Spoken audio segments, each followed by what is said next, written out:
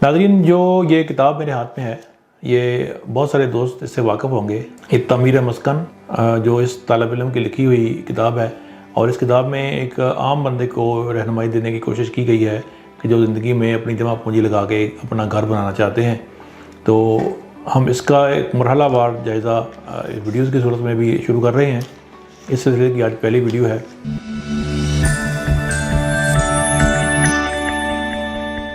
बिस्मिल्लाहिर्रहमानिर्रहीम, अस्सलाम वालेकुम।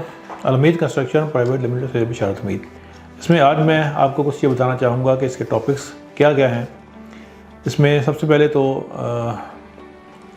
दिबाचा है, जिसमें इसकी किताब को लिखने के हवाले से जो भी पेशरफ्त हुई और किस तरह ये लिखी गई और किन किन दोस्तों का इसमें तावन शामिल रहा, उसके बारे में जिक्र किया गया है।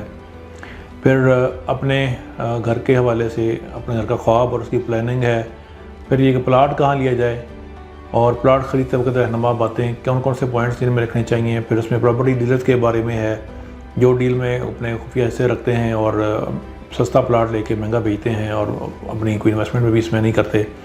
फिर उस प्रॉपर्टी डील में धोखेबाजी के हवाले से कुछ है। फिर प्लाट के इंतखाब के हवाले से हम निकात हैं। फिर सोसाइटीज़ और किस्तों वाले प्लाट में क्या करना चाहिए, प्लाट का इंतखाब है। उसके बाद प्लाट की डील कैसे की जाए। फिर कुछ मादी के घरों के हवाले से डिस्कस किया गया है। फिर मौजूदा के घर वो किस किस्म के होते हैं, सोसाइटीज़ में रिहाइश का ट्रेंड, इस पर बात की गई है। फिर नक्शे की ज़रूरत और अहमियत क्या है और घर का नक्शा कैसा होना चाहिए, आर्किटेक्ट्स की इकसाम क्या हैं, और इसके बाद फिर बिजली और गैस का कनेक्शन। फिर तखमीना अखराजात, और तखमीना अखराजात में गलत बयानी जो बिल्डर्स की तरफ से की जाती है। अच्छे कॉन्ट्रैक्टर का इंतखाब कैसे किया जाए। फिर कॉन्ट्रैक्टर्स की इकसाम के बारे में डिस्कस किया गया है। फिर लेबर रेट कॉन्ट्रैक्टर है उसमें। फिर फ़ी हज़ार ईंट चुनाई वाले ठेकेदार हैं। फिर लेबर रेट और क्लाइंट्स की जानब से बदइस्तेमाली का मुजाहरा होता है, उस पर बात की गई है। फिर लेबर रेट पर कंस्ट्रक्शन के मसाइल क्या हैं, ये एक बिल्डर के पॉइंट ऑफ व्यू से डिस्कस किए गए हैं। और by parts grey work contract के हवाले से है। फिर सुपरविजन या विद मटीरियल कॉन्ट्रैक्टर्स को डिस्कस किया गया है। फिर घर की तमीर में क्वालिटी और बचत किस तरह हो सकती है। फिर मालिक मकान के कुछ अजीब रवैये वो भी डिस्कस किए गए हैं, क्योंकि हमें इनका सामना करना पड़ता रहता है। फिर इसके बाद है विद मटीरियल कॉन्ट्रैक्टर्स और कस्टमर की फरमाइशें। एक आम आर्किटेक्ट और बिल्डर में क्या फ़र्क है, ठेकेदार और बिल्डर के साथ मालिकान के तनाज़ात की वजूहात क्या हैं, ये बहुत कॉमन इशू है। घर की तमीर में ताख़ीर की क्या वजूहात हो सकती हैं। सस्ता घर हर कोई चाहता है, लेकिन कैसे बनेगा। तमीर के अदवार कौन कौन से हैं। रेडीमेड घर अगर आप खरीदना चाहते हैं तो क्या देखना चाहिए। फिर बेसमेंट का ट्रेंड है कि बेसमेंट बनानी चाहिए या नहीं बनानी चाहिए, और उसके फ़ायदे क्या हैं, उसके मनफी पहलू क्या हैं। फिर बेसमेंट की खुदाई है, उसकी फाउंडेशन है, बेसमेंट में वेंटिलेशन कैसे रखी जा सकती है। फिर उसके बाद ग्रे स्ट्रक्चर और उसकी अहमियत क्या है। घर की तमीर में बुनियाद की क्या अहमियत है। फिर बुनियाद की खुदाई है। फिर दिमक कंट्रोल है। बुनियाद में फाउंडेशन बीम की क्या अहमियत है, जिसको स्ट्रिप फुटिंग भी कहते हैं। DBC और चिनाई कैसे की जा सकती है। मिट्टी की भर्ती के बारे में कुछ पॉइंट्स हैं।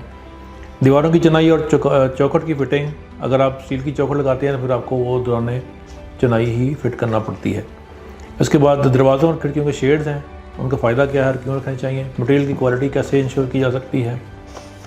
इसी तरीके से सरिये की ख़रीद और तामील में स्टील का ज़्यादा इस्तेमाल।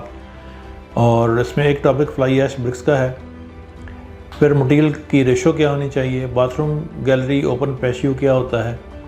शेयरिंग लोड वाल, बाज़ जगह पे ये भी इशू है जहाँ पे एक ही दीवार होती है और दोनों हमसाए उसी पे सारा लोड डालते हैं।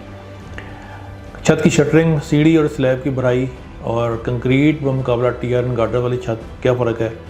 उसके बाद फिर अपर फ्लोर की चिनाई है। फिर प्लम्बिंग की अहमियत क्या है। पाइपिंग, AC, ड्रेन लाइन और एहतियात क्या होने चाहिए। लॉन्ड्री एरिया के बारे में है।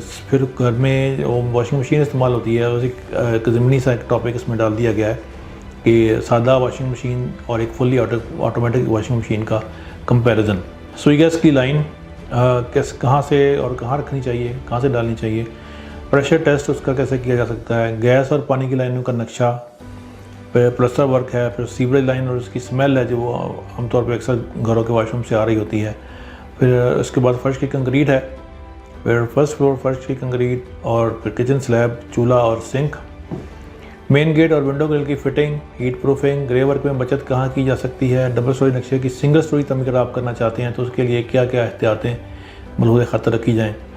और इसके बाद फिनिशिंग वर्क का शोबा है, उसमें बिजली की वायरिंग है, फॉल सीलिंग है, फॉल सीलिंग मुकाबला सादा छत, फर्श और बाथरूम की तैयारी है और टाइल्स की इकसाम और खसूसियात हैं। किचन वॉल टाइल्स हैं, मार्बल फिक्सिंग है, बिजली के स्विच और लाइट्स हैं और अर्थिंग है और मेन डिस्ट्रीब्यूशन बोर्ड जिसको डीबी कहते हैं। और पावर केबल के हवाले से कुछ डिस्कस किया गया है कि अगर आपके पास जगह हो तो पावर केबल आप एक सेपरेट स्पेस पे बना दें अपने घर में। उसके बाद दरवाज़ों के फ्रेम हैं और फिर दरवाजे हैं किस किस्म के होने चाहिए और कौन से बेहतर रहते हैं।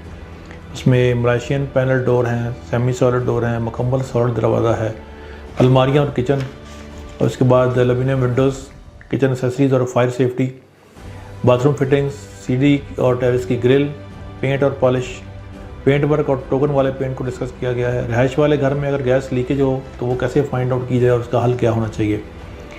उसके बाद है गीज़र की इकसाम और तरीका इस्तेमाल। अभी सर्दियाँ आ रही हैं तो आगे ये बहुत फ़ायदेमंद रहेगा।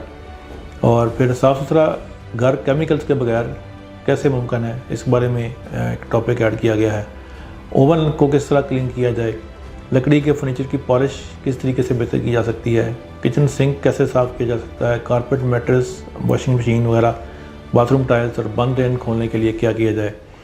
उसके बाद फिर थोड़ा सा डिस्कस किया गया है सोलर एनर्जी सिस्टम के हवाले से। उसमें ऑन ग्रिड और ऑफ ग्रिड सोलर सिस्टम है। और आखिर में एक हमारे दोस्त पटवारी हैं, उनकी तावन से जो ज़मीनें जो सोसाइटी से बाहर हैं, रजिस्ट्री वाली ज़मीनें हैं, उनके ख़रीदो फरोख्त के हवाले से जो मसाइल होते हैं जो पटवार खाने से मुतल्लिक़ हैं, उसके बारे में कुछ टॉपिक डिस्कस किए गए हैं। तो ये इसका एक खुलासा है। तो इंशाल्लाह अगले एपिसोड में हम इसके टॉपिक्स 1 बाय 1 डिस्कस करेंगे और इसको वीडियो की सूरत में आप तक पहुंचाने की कोशिश करेंगे। इस चैनल को सब्सक्राइब कीजिए, अपने दोस्तों के साथ शेयर कीजिए। हमारी कंस्ट्रक्शन सर्विसेज फैसलाबाद, लाहौर और इस्लामाबाद के साथ साथ पंजाब के दीगर बड़े शहरों के लिए भी दस्तयाब हैं। बहुत शुक्रिया।